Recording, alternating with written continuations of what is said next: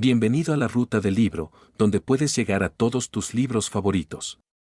Recuerda darle like y activar la campanita para que no te pierdas ningún capítulo. Juego de Tronos, libro 1 de la saga de Canción de Hielo y Fuego del escritor George R. Martin, capítulo 36, Daenerys. La puerta del caballo de Dys Dothrak consistía en dos gigantescos corceles de bronce, alzados sobre las patas traseras, con los cascos delanteros juntos a 30 metros por encima del camino para formar un arco de punta. Dany no entendía para qué necesitaba puertas una ciudad que no tenía muros. Que ni siquiera tenía edificios, al menos a la vista. Pero allí estaba, inmensa y hermosa, enmarcando las lejanas montañas purpúreas. Los corceles proyectaban largas sombras sobre la hierba ondulada cuando Khal Drogo hizo pasar al Calazar bajo sus cascos, por el camino de los dioses, siempre escoltado por sus jinetes de sangre. Dany lo siguió en la plata, con Ser Jorah Mormont a un lado y su hermano Vaíseis, que volvía a cabalgar, al otro. Después del día en que lo habían dejado atrás para que volviera caminando al Calazar, los Dothrakis se habían burlado de él llamándolo Khal Rhaemar, rey de los pies sangrantes. Khal Drogo le ofreció al día siguiente que viajara en uno de los carros, y Vaíseis accedió. En su testaruda ignorancia, no se dio cuenta de que era una mofa más. Los carros eran para los eunucos, los tullidos, las mujeres que daban a luz, los muy jóvenes y los muy viejos.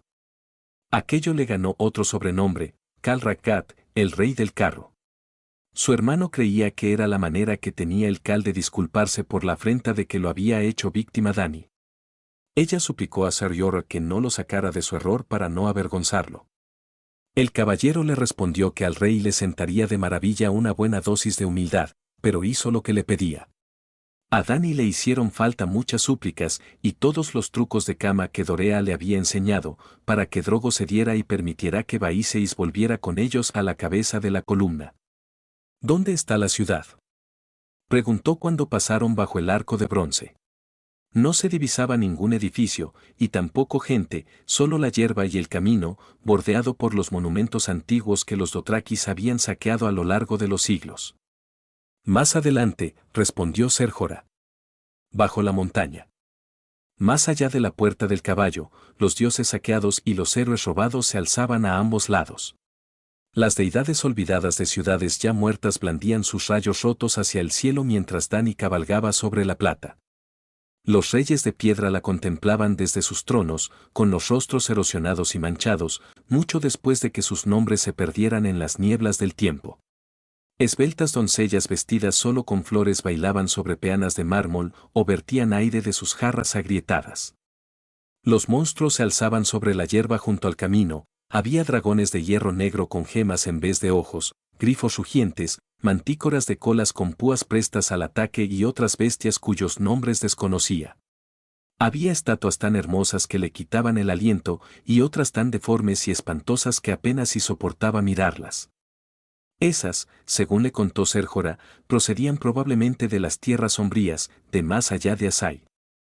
Son muchas, dijo mientras la plata avanzaba a paso lento, y vienen de muchas tierras. Es la basura de ciudades muertas, se burló Vaíseis que no se dejaba impresionar. Pero tuvo buen cuidado de hablar en la lengua común, que pocos Dothrakis dominaban. Aún así, Dany volvió la vista hacia los hombres de su casa para asegurarse de que no lo habían oído. Su hermano prosiguió, osado. Estos salvajes solo saben robar lo que otros hombres mejores que ellos han creado. Y matar. Se echó a reír. Saben matar. De lo contrario no me servirían para nada. Ahora son mi pueblo, dijo Dany. No deberías llamarlos salvajes, hermano. El dragón dice lo que le viene en gana, replicó Vaíseis, en la lengua común. Miró por encima del hombro en dirección a Aggo y a Rácaro, que cabalgaban tras ellos, y les dedicó una sonrisa burlona. ¿Lo ves? Estos salvajes son tan idiotas que ni siquiera entienden el idioma de las personas civilizadas. Un monolito de 15 metros de altura, cubierto de musgo, se alzaba imponente junto al camino. Vaíseis le echó un vistazo cargado de aburrimiento. ¿Cuánto tiempo tendremos que pasar entre estas ruinas antes de que Drogo me dé mi ejército? Me estoy hartando de esperar. Hay que presentar a la princesa Aldous Caleen. Ah, sí, a los viejos, lo cortó su hermano, y harán profecías tontas para el cachorro que lleva en la barriga, ya me lo habías dicho. ¿Y a mí qué? Estoy cansado de comer carne de caballo, estoy harto del hedor de estos salvajes. Se llevó la ancha manga a la nariz, tenía la costumbre de llevar en ella una almohadilla perfumada. No le debió de ser muy útil. Su túnica estaba asquerosa. Las sedas y lanas que había lucido en Pentos estaban sucias y podridas de sudor tras el duro viaje.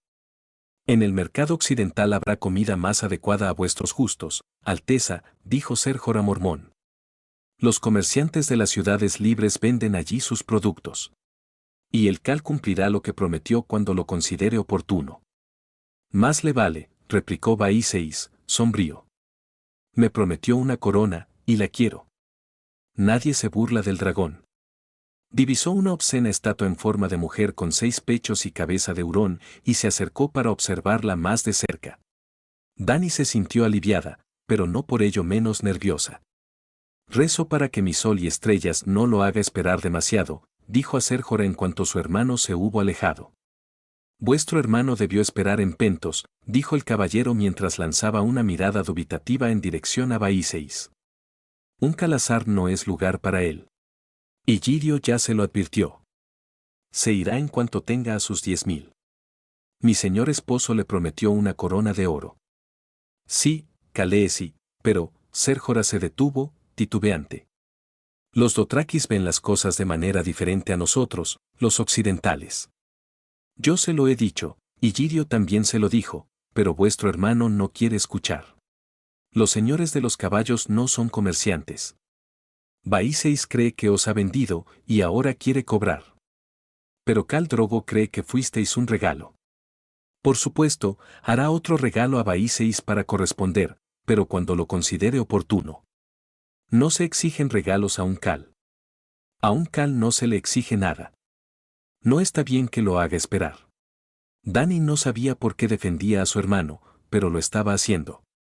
Baíseis dice que, con 10.000 aulladores Dothrakis, podría barrer los 7 reinos. Baíseis no podría barrer un establo ni con 10.000 escobas. Ser Jorah dejó escapar un bufido. ¿Y qué pasaría si no fuera Baíseis? Preguntó Dani, ni siquiera se molestó en fingir sorpresa ante el tono desdeñoso. ¿Y si los guiara otra persona, alguien más fuerte? ¿Podrían los Dothrakis conquistar los 7 reinos? Ser Jorah se quedó pensativo. Sus caballos siguieron avanzando por el camino de dioses. En mis primeros tiempos como exiliado, dijo al final, yo también creía que los Dothrakis eran un montón de bárbaros medio desnudos, tan salvajes como sus caballos. Si me lo hubierais preguntado entonces, princesa, os habría dicho que 1.000.000 de buenos caballeros acabarían sin problemas con 100.000 Dothrakis. ¿Y si te lo pregunto ahora?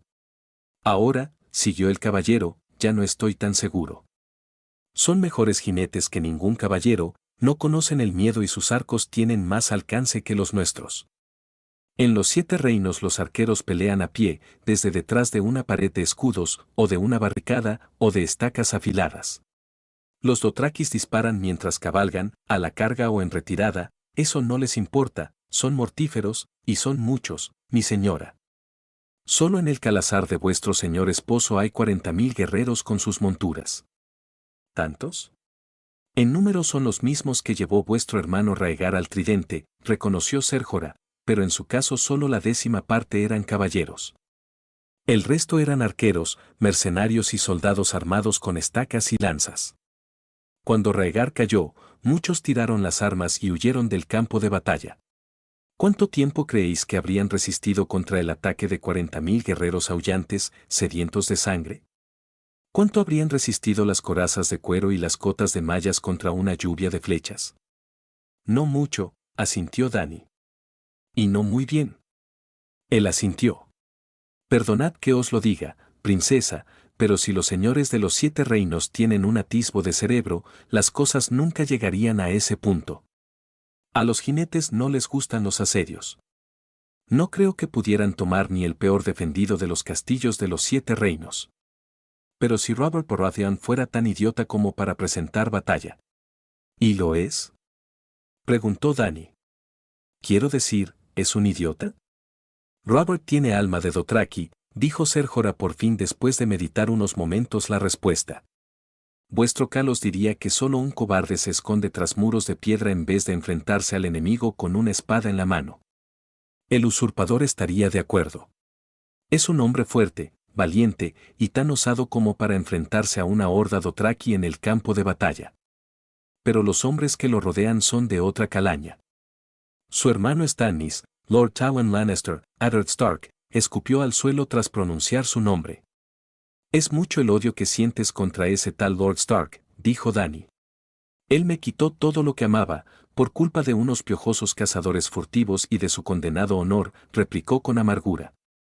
Dany advirtió en su tono de voz que la pérdida aún le dolía. El caballero cambió de tema con rapidez.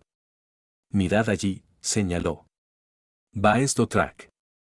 La ciudad de los señores de los caballos. Khal Drogo y sus jinetes de sangre los precedieron por el inmenso bazar que era el mercado occidental, hacia las calles anchas que discurrían más adelante.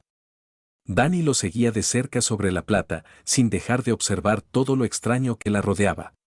Vaes Dothrak era la ciudad más grande que había conocido, y también la más pequeña, todo al mismo tiempo.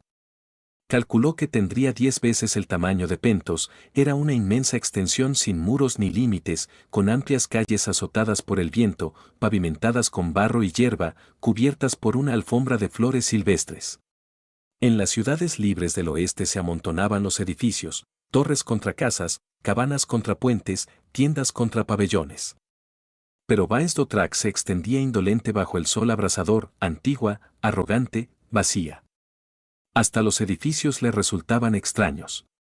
Vio pabellones de piedra trabajada, casas de hierba trenzada grandes como castillos, raquíticas torres de madera, pirámides escalonadas con revestimientos de mármol, salones enormes sin tejado. Algunos palacios no tenían paredes, sino setos espinosos. No hay dos casas iguales, dijo. En eso a vuestro hermano no le faltaba razón, reconoció Ser Jorah. Los Dothrakis no construyen. Hace 1000 años, para hacer una casa se limitaban a excavar un agujero en el suelo y cubrirlo con un techo de paja trenzada. Los edificios que veis los erigieron esclavos capturados en las tierras que habían saqueado, y claro, los construyeron al estilo de sus respectivos pueblos. Muchas edificaciones, incluso algunas de las más grandes, parecían desiertas. ¿Dónde están los que viven ahí?, preguntó Dany.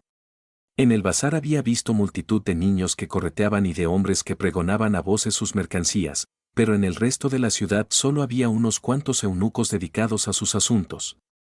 En la ciudad sagrada solo residen de manera permanente las viejas brujas del Doscaleen, junto con sus esclavos y sirvientes, respondió Ser Jorah, pero en Vaes Dothrak habría sitio para alojar a todos los hombres de todos los Khalasars, por si los Khals quisieran regresar a la vez a la madre.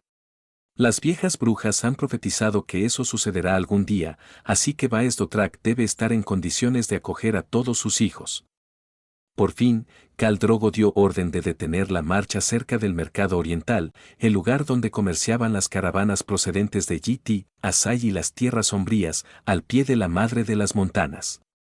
Dany sonrió al recordar a la joven esclava del magíster Illyrio y su charla incesante sobre un palacio con 200 habitaciones y puertas de plata maciza. El palacio era una sala de banquetes inmensa, de madera, con paredes de troncos de 12 metros de altura, y un techo de seda bordada que se podía alzar para protegerse de las escasas lluvias o quitar para que se viera el cielo infinito.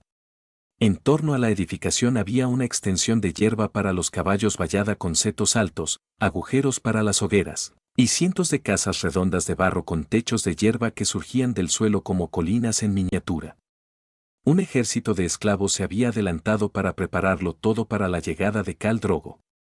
En cuanto los jinetes desmontaban, se quitaban los arax y los entregaban junto con el resto de armas que portaran a los esclavos. Ni siquiera Khal Drogo constituía una excepción. Ser Jorah había contado a Dany que estaba prohibido llevar armas en Dist Dothrak, así como derramar la sangre de un hombre libre. Hasta los Khalasars enfrentados en guerra dejaban a un lado sus disputas y compartían la carne y el aguamiel cuando se encontraban bajo la mirada de la madre de las montañas. En aquel lugar, las viejas brujas del Doscaleen habían decretado que todos los Dothrakis fueran una sola sangre, un solo calazar, un solo pueblo. Koyo se acercó a Dani mientras Irri y Hiki la ayudaban a bajarse de la plata. De los 3 jinetes de sangre de Drogo, era el de más edad. Se trataba de un hombre calvo y rechoncho, con la nariz ganchuda y los dientes rotos a causa del mazazo que había recibido hacía 20 años, al salvar al joven Calaca de unos mercenarios que querían capturarlo para venderlo a los enemigos de su padre. Su vida había quedado ligada a la de Drogo desde el día en que nació el señor esposo de Dani. Todo Cal tenía jinetes de sangre. Al principio Dani pensó que eran una especie de guardia real de los Dothrakis, juramentados para proteger a su señor, pero eran mucho, mucho más. Hiki le había enseñado que un jinete de sangre no era un simple guardián. Eran los hermanos del Cal, sus sombras, sus amigos más cercanos. Drogo los llamaba, sangre de mi sangre, y eso eran, compartían una vida. Las antiguas tradiciones de los señores de los caballos exigían que, si el Cal moría, sus jinetes de sangre murieran con él, para cabalgar a su lado en las tierras de la noche. Si el Cal moría a manos de algún enemigo, ellos vivían lo justo para vengarlo y luego lo seguían con alegría a la tumba. Siempre según Hiki, en algunos calazars los jinetes de sangre compartían el vino del Cal, su tienda, incluso sus esposas, aunque jamás sus caballos. El caballo de un hombre era solo suyo. Daenerys se alegraba de que Khal Drogo no siguiera las antiguas tradiciones. No le habría gustado que la compartieran. Y, aunque el viejo Koyo la trataba con amabilidad, los demás le daban miedo. Aggo, que era enorme y silencioso, la miraba a menudo como si hubiera olvidado quién era. Wakodo tenía ojos crueles y manos rápidas con las que le gustaba hacer daño. Siempre que tocaba a Dorea le dejaba magulladuras en la delicada piel blanca y a veces hacía que Irri sollozara en medio de la noche. Hasta sus caballos le tenían miedo. Pero estaban unidos a Drogo en la vida y en la muerte, así que a Dani no le quedaba más remedio que aceptarlos. Y a veces deseaba que a su padre lo hubieran protegido hombres como aquellos. En las canciones, los caballeros blancos de la Guardia Real eran siempre nobles, valientes y leales, pero había sido uno de ellos el que asesinó al rey Aerys, el atractivo muchacho al que ahora llamaban Matarreyes, y otro ser Barristan el Bravo, estaba al servicio del usurpador. Quizá todos los hombres de los 7 reinos fueran así de falsos. Cuando su hijo se sentara en el trono de hierro, ella se encargaría de que tuviera jinetes de sangre para protegerlo de los traidores de la Guardia Real. Khaleesi, le dijo Koyo en Dothraki, Drogo, que es la sangre de mi sangre, me envía a decirte que esta noche debe ascender a la madre de las montañas para hacer sacrificios a los dioses en gratitud por su regreso. Dani sabía que solo los hombres podían pisar la madre. Los jinetes de sangre del Cal irían con él y no regresarían hasta el amanecer. Dile a mi sol y estrellas que sueño con él y espero ansiosa su retorno, respondió agradecida. A medida que el bebé crecía dentro de ella, Dani se cansaba cada vez con mayor facilidad, le sentaría bien una noche de descanso. El embarazo no había hecho más que inflamar la pasión de Drogo, y últimamente sus atenciones la dejaban exhausta. Dorea la guió hacia la colina hueca que le habían habilitado para ella y para su Cal. El interior era fresco y umbrío, como una tienda de tierra. Un baño, Hiki, por favor, ordenó. Deseaba quitarse de la piel el polvo del viaje y poner en remojo los huesos agotados. La perspectiva de permanecer allí un tiempo y de que no tendría que subir a lomos de la plata a la mañana siguiente le resultaba agradable. El agua estaba muy caliente, tal como a ella le gustaba. Lily, esta noche le daré a mi hermano los regalos, decidió mientras Hiki le lavaba el pelo. En la ciudad sagrada, debe parecer un rey. Baiseis era más amable con la chica Lisena que con las criadas Dothrakis, quizá porque el magíster Illyrio le había dejado que se la llevara a la cama en Pentos. Irri, ve al bazar y compra fruta y carne. De la que sea, menos de caballo. Pues es la mejor, dijo Irri. El caballo da fuerza a los hombres. Desores detesta la carne de caballo. Como deseéis, Khaleesi. Volvió con una pata de cabra y una cesta de frutas y verduras. Hiki asó la carne con hierba dulce y chiles, bañándola con miel de cuando en cuando. Había comprado melones, granadas, ciruelas y algunas frutas orientales extrañas que Dani no conocía. Mientras las doncellas preparaban la comida, Dani sacó las ropas que habían mandado hacer a medida para su hermano, túnica y polainas de lino blanco, sandalias de cuero con cordones hasta la rodilla, cinturón adornado con medallones de bronce y chaleco de cuero con dibujos de dragones que lanzaban fuego por las fauces. Tenía la esperanza de que los dothrakis lo respetarían más si se quitaba de encima aquel aspecto de mendigo, y quizá él la perdonaría por haberlo avergonzado aquel día en la hierba. Al fin y al cabo seguía siendo su rey y su hermano. Los dos eran de la sangre del dragón.